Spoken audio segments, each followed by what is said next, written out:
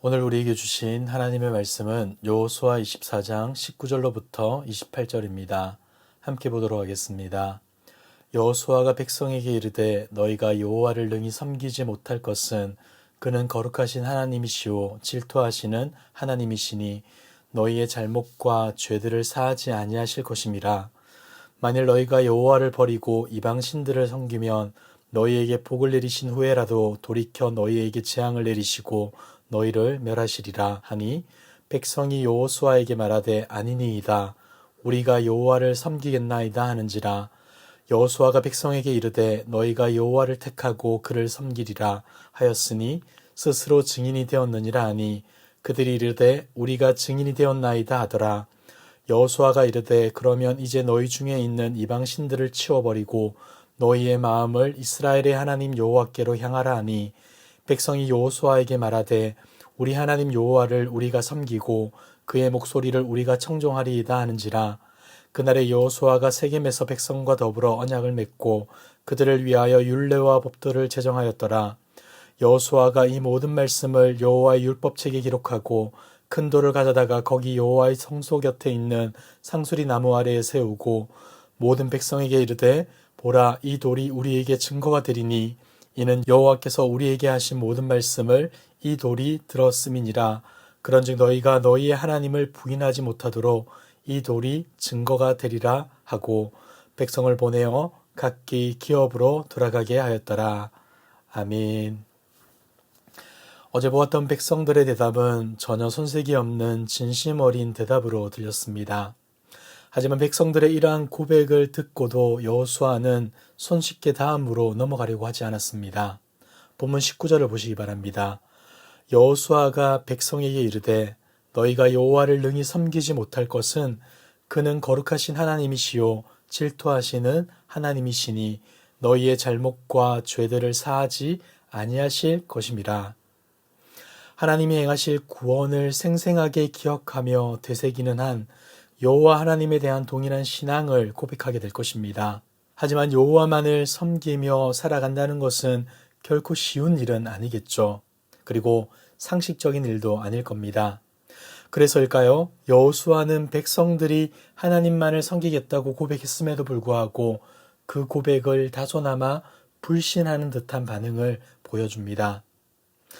하지만 여호수아의 말의 의도는 그것은 아니었습니다. 하나님을 섬기는 신앙이 전적으로 부패한 인간 스스로의 힘이나 감정적인 동의나 일시적인 결단으로 가능한 일이 아님을 알았기에 또다시 이와 같은 사실을 알려주고자 이렇게 말한 것이죠. 사랑하는 성도 여러분, 그렇다면 하나님을 온전하게 섬기기 위해서는 우리가 어떻게 해야 하겠습니까? 가장 중요한 것은 하나님이 어떤 분이신지를 알아야 하는 겁니다. 그래서 여호수아는 지체하지 않고 그 하나님에 대한 가르침을 이야기하고 있는 것이죠. 19절을 다시 한 번 더 보시면 그는 하나님을 이렇게 소개해 줍니다. 그는 거룩하신 하나님이시요.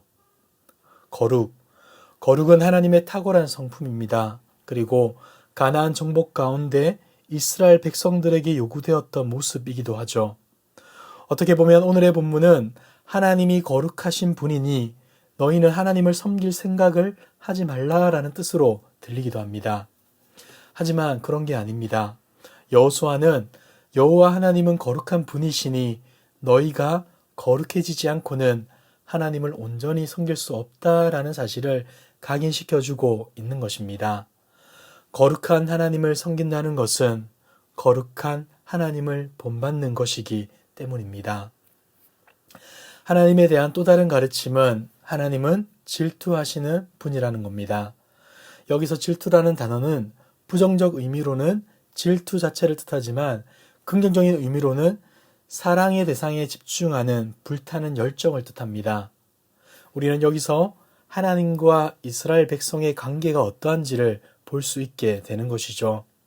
하나님은 자신의 거룩함을 백성들에게 요구하면서도 동시에 자신의 열정을 다하여 그 백성들을 사랑하고 계셨던 것입니다.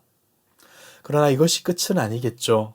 만약 이스라엘 백성들이 하나님의 그 열정적인 사랑을 반역하고 이방의 우상을 쫓는다면 그 사랑은 하나님께서 그들에게 쏟으셨던 열정만큼이나 강한 질투로 변화하게 될 것입니다.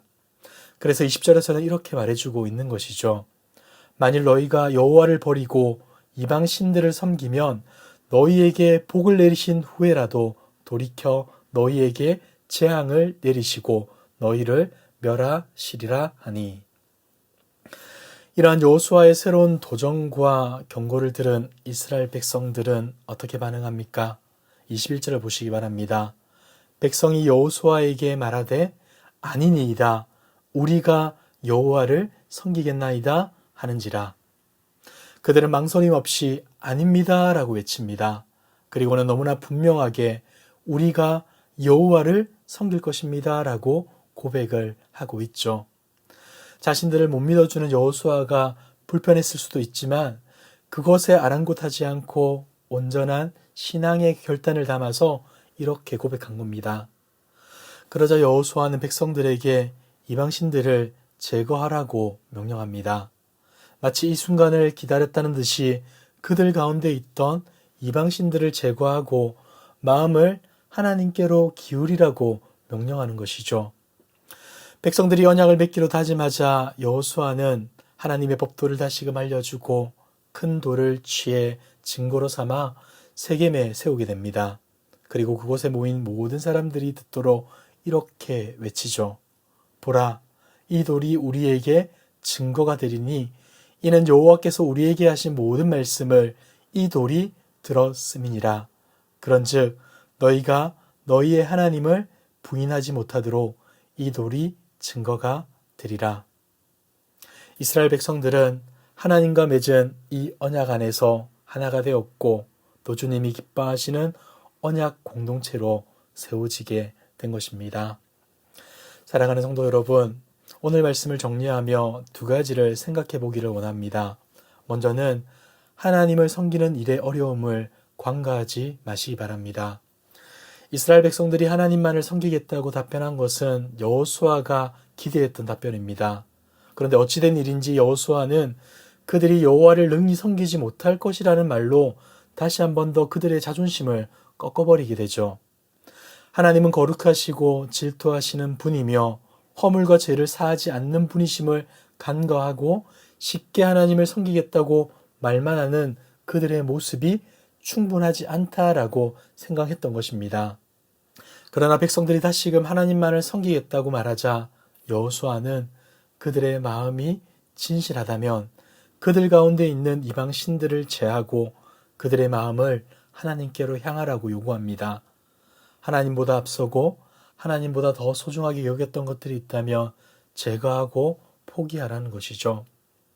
사랑하는 성도 여러분, 우리에게 하나님보다 앞서고 하나님보다 더 소중한 것은 있지 않습니까? 우리가 하나님을 온전히 섬기는 일은 결코 쉬운 일이 아닙니다. 그것은 괜찮은 말로 자신을 포장하는 일이 아니라 우리의 잘못된 삶의 방향을 교정하고 마음의 중심을 변화시키는 일이기 때문입니다. 그러나 그럼에도 불구하고 하나님의 은혜와 약속이 우리 안에 있기 때문에 오늘도 거룩한 삶으로 변화된 삶으로 하나님의 백성됨을 증명하며 살아가는 저와 여러분들 되길 주님의 이름으로 축복합니다. 두 번째는 하나님과의 언약을 늘 새롭게 경신해야 합니다. 여호수아는 이후 이스라엘이 다시금 하나님과 언약을 세우게 만듭니다. 그들에게 하나님의 율례와 법도를 가르치고 그 말씀을 율법책에 기록한 후에 큰 돌을 취해 성소 곁에 두고 그 돌을 증인으로 삼아 언약을 맺게 하였던 것이죠. 출애굽 1세대가 시내산에서 언약을 세웠고 출애굽 2세대가 모압에서 언약을 세웠다면 가나안 2세대인 지금 백성들은 세겜에서 언약을 새롭게 세우는 것입니다. 여러분, 우리는 모두 연약하고 무지한 자들입니다. 한번 결단하고 순종했다 하더라도 금세 넘어지고 잘못된 길로 빠지는 것이 우리의 모습인 것이죠. 때문에 우리는 늘 하나님을 향한 우리의 헌신과 각오를 새롭게 해야 하고 하나님의 언약과 말씀을 기억하는 삶을 살아야 하는 것입니다. 사랑하는 성도 여러분, 지난날의 영광에 심취하여서 한 걸음도 앞으로 나아가지 못하는 자가 아무도 없길 바랍니다.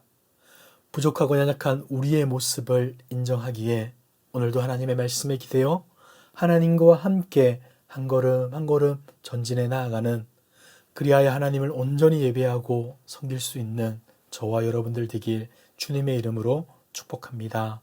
기도하겠습니다.